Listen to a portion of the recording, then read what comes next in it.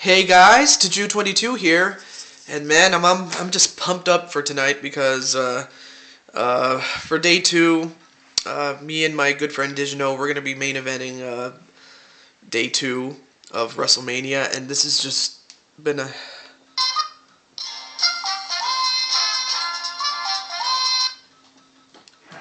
wrong person. I'm sorry, I forgot. Anyways, here's Primo.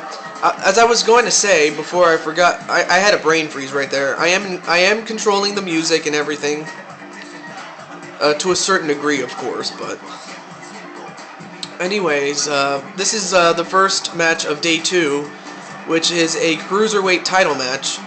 And here's the challenger, Primo. And I'm going to tell you that I'm very excited for later tonight because me and Digino are going to be out there and we're just going to enjoy it while we can.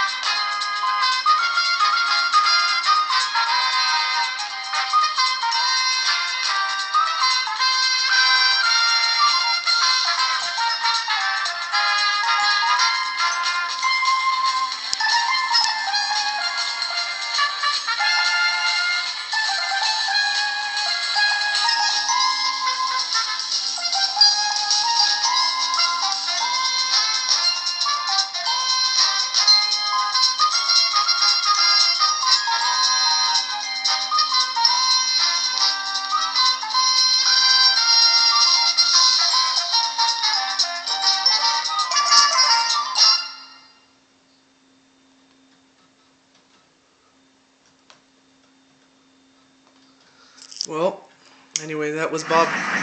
That was the Price is Right theme, and we're ready for the Cruiserweight Championship of the world to be defended. And this, again, this is the first match of day two.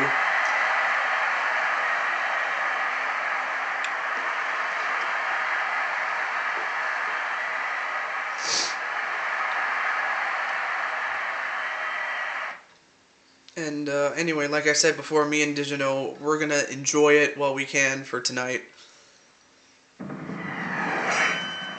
Alright, we're off. And, whoa, what a spinning heel kick by Primo there.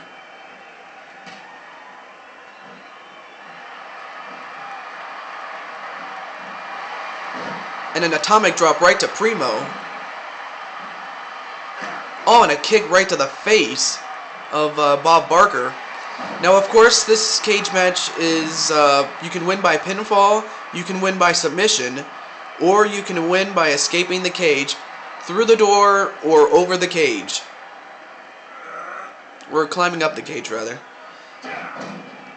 So, Bob Barker has had a lot of experience in these type matches ever since he was the host of The Price is Right. I mean, for those... I'm going to tell you the backstory as to why Bob Barker is in the wrestling business and how long he really has been in it.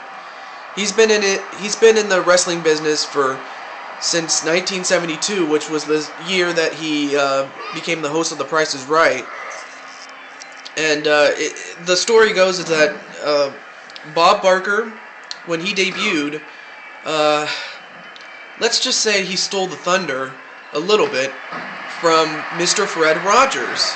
You know, Mr. Rogers. And Mr. Rogers at the time was very jealous of Bob Barker just coming in and taking over the ratings because at around the time that he was filming Mr. Rogers' Neighborhood, The Price is Right was on at around that same time.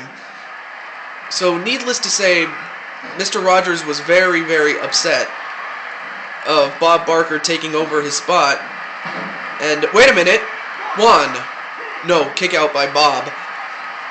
He was upset that Bob and his show took over the time slot that, you know, Mr. Rogers' Neighborhood had. Albeit on different channels and everything. I mean, that was the genesis of a 15-year-long feud between Bob Barker and Mr. Rogers. I mean, they had a 15-year-long feud between 1972, that is December of 1972, to about February 1987. It was right around WrestleMania 3 in real life that they finally were able to put their differences aside and just, do their shows like they did. Like, in addition to the fact that they were wrestling, they did the show, they performed on their shows like they normally did, and just went on as if nothing happened. But of course, they were wrestling at night. Like, during the day, they did what they were doing, but during the night, they fought each other. Of course, they would fight various other opponents as well, in addition to each other, so... yeah, that's just the story between those two, and for Bob Barker.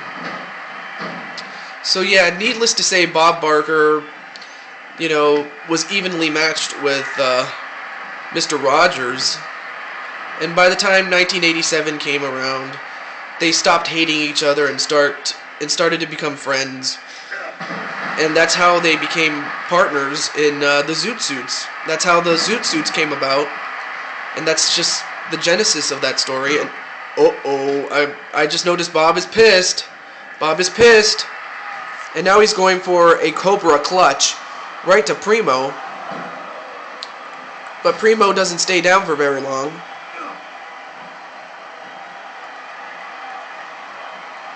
A whip into the ropes. Leapfrog. Powerbomb. And now Bob is going to try to get out of here. But I think it's a little too soon. Yep, it's a little too soon. And now Primo going up to the top rope. Hits it right on Bob. And now he's going to go up again.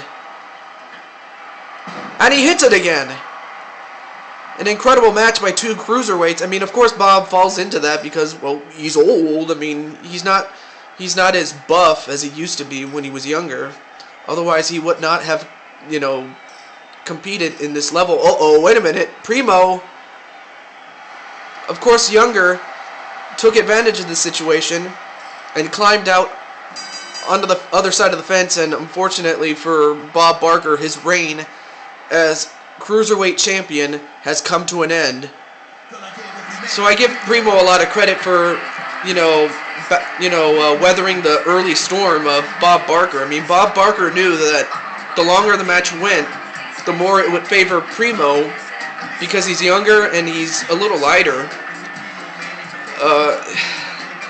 So as unfortunate as it was for Bob, Primo is the new Cruiserweight champion, and of course Primo is going to be here next year.